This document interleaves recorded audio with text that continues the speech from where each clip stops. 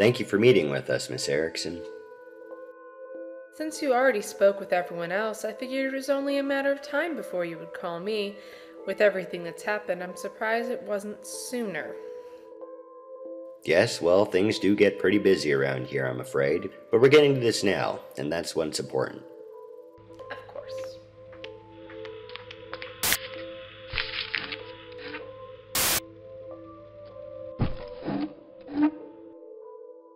So let's start at the beginning. What can you tell us about the other residents in the Nora Davis apartment building? Who should I start with? I suppose you could start with the Howards. Yes, the Howards were an interesting bunch. Mr. Matthew Howard was apparently a pastor, or rather he used to be. He always said he had felt called to move out to that part of town, even though they could afford to live practically anywhere they wanted. But his wife, Cheryl, and daughter, Elizabeth, happily followed him there. It was mostly through them that I learned about everyone else. For some reason, no one else really trusted me while I was living there. Though I can't imagine why. Indeed. Now, what about Miss Kurosawa? Yes, the young artist. She had graduated from college less than a year before, and was just trying to make her mark on the world. Did she have any struggles with depression or anxiety? No, none. She may have been somewhat discontent with how her work was selling, but she was a strong girl. I was actually surprised to learn that she also really loved children. Yes, we heard from Miss Caldwell that Kurosawa would often look after her son on weekends. Oh, Lauren Caldwell. I feel sorry for her. She had enough stress in her life being a single mother, constantly trying to make ends meet. But then with all of this, I'm surprised that she didn't flip her lid. Very sad. But now, what about Mr. Strickland? What can you tell us about him? Connor. He and I were in a similar boat, so it seemed. Not many people trusted him either. Elizabeth Howard and Saki Kurosawa were the only ones who ever talked to him. Only them? Isn't that a coincidence? Now, don't go jumping to conclusions, please. Of course, we're going to look over all the evidence, don't worry. But I'm just pointing out that it's pretty suspicious that it had only been the two of them he was associated with, and with what happened. Don't go making quick judgments either.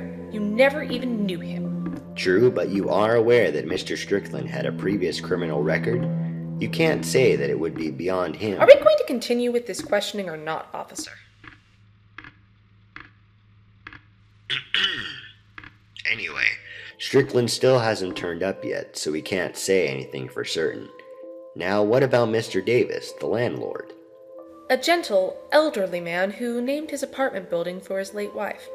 I doubt he has anything to do with this. Right.